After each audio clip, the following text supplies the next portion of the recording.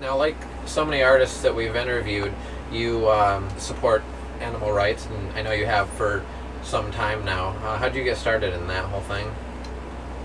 Well, I mean, it's always been something that's terrified me. It's the one thing that affects me emotionally. I can watch, people getting. I can't anymore, but I mean, I could watch, Faces of Death and all those things when I was younger, and all those things which are actually made by, an animal rights person through. I think it was done by the son of a wildlife filmmaker that did those Faces of Death films. So there's always kind of bits of, animal abuse within it that was trying to, in some weird way, to bring attention to that. But it's always something that I can't tolerate. I mean, I can't tolerate seeing an animal being hurt. I mean, sometimes a person puts themselves in positions, but even that is something I can't really tolerate. But I've always kind of, obviously I've had a lot of animals, and I cater myself to more of the wounded, lost, and broken, and that comes from my own life. And I'm at a point now where I literally escort flies out of the house. So I kind of have this, I'm becoming that guy that'll redirect ant trails instead of like wiping them all out. So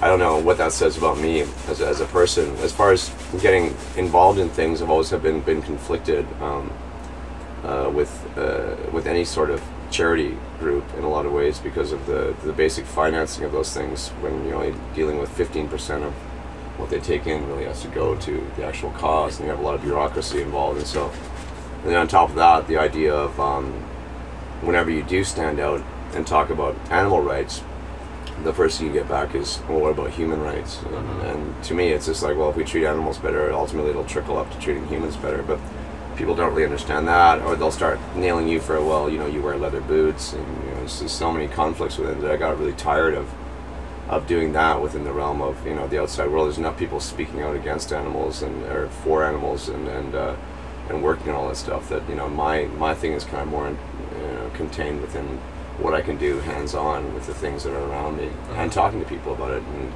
the way I think I approach all of that now is not really from a rights point of view, because we're entering a period where human rights are taking a shitter, they're taking a dive in the shitter, and so it's really hard to approach people on any sort of that level. So the way I approach it now is more from the point of view of take, for example, factory farming, and the idea of chickens, and chickens are raised, and there's a proposition in California that passed that would give chickens more room, and the way you sell that to people is, and the way that I found works better, is just to tell them that by having chickens so close together, you have to increase the amount of arsenic you give them to kill the parasites off, and that loads in their bodies, and because they're slaughtered so young, the amount of toxins that are coming into our bodies is incredibly higher than it was 10 years ago, 20 years ago, 30 years ago. And so that's a build-up on us, and I think that appeals to people now more than when you're talking about animal rights per se and things like that. I'm a staunch anti-vivisectionist, because I think it's a bullshit business that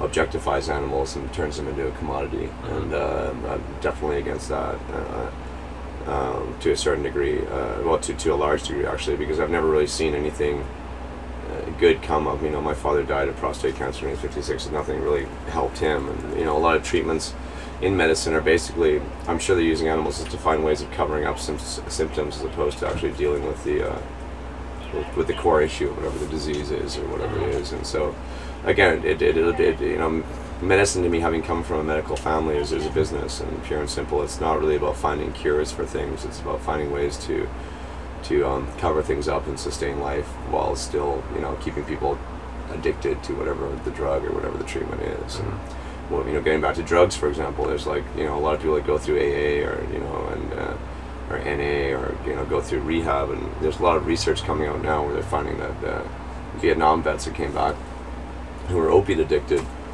the ones that went through the VA and through the rehab programs kept relapsing, and the ones that actually stayed at home and just went, well, fuck this, I'm going to deal with it. Even though they relapsed less over time, and actually started figuring things out for themselves. So it's about trading. I mean, to me, if I'm going to deal with somebody, I want to deal with somebody who has had the experience. I don't want to deal with somebody who's studied in school and is going off to some different place with it, but has to go through this process of dealing with the dregs of society, trying to heal them. It's bullshit. Now, you said soon after Welt came out that Spitfire was one of the worst record labels you had ever worked with, and left as soon as your 2-album contract was up. I'm assuming that the transfer to SPV was partially based on the experience you had with them with Skinny Puppy. Well, no, I'm Spitfire collapsed on its own. On its own weight or whatever happened, and Paul Bebo, who ran Spitfire, was actually a pretty nice guy. The function of the company was diminished by the fact that which I've started to understand. Maybe I was a bit harsh in saying that then, because I understand now more about the way the record business was going then and where it is now, and even SPV is dealing with, like, they have a huge, their main thing is a distributor, and that's keeping like a lot of overstock because albums aren't selling. It's a huge weight on them to where they can't develop bands, and they're in the process of restructuring all that, and we'll hopefully be developing and doing more things with developing bands, and that's kind of what I'm looking for. And so SPV came in and is actually kind of taking that stance. They're actually taking Time Bomb when we're done with this tour, and in the new year we're going to be servicing it to radio. We did a radio mix, and so they're actually putting money in more of the artist relation and artist development, as opposed to a company that's involved in an imprint of a bigger distributor, which is always a problem because you run into money and money flow problems, and there's just a lot of things that happen. With Spitfire, especially when we were on tour, we didn't get promo material, we didn't get a lot of things that we needed in order to be out doing that. And SPV, for all of the things that are happening with them right now, and there's a lot of stuff going on, they at least came to the table in so many different ways, and were supportive on this tour, and are taking it one step further too. We did a show in New York, and the president came out, and a lot of people from Ryko and SPV, and I went to a Ryko convention, and those people are far more like into music. The people that are actually selling the music on the streets and are doing the retail stuff, they're all music fans. So it's really kind of invigorating to me to be around. Ryko has a convention every year in New Orleans, and he flies them all down, and he's a pretty amazing, kind of eccentric guy who loves music. And I actually met the president of Warner Brothers there, who came down, and he's a huge Gabriel fan and loves music too. So it kind of opened my eyes that there are still people that are into developing artists. Right. But again, this marketplace, everybody's kind of sitting on their hands because they're afraid to make a mistake, and I think that's what happened with Spitfire in a lot of ways. But Spitfire evaporated, and I kind of started Skinny Puppy, and then came back to it when I was talking to Giro when we were doing the festivals, and I said, "Well, do you want to do an Ogre record?" And he was totally interested. So that's kind of how that came about.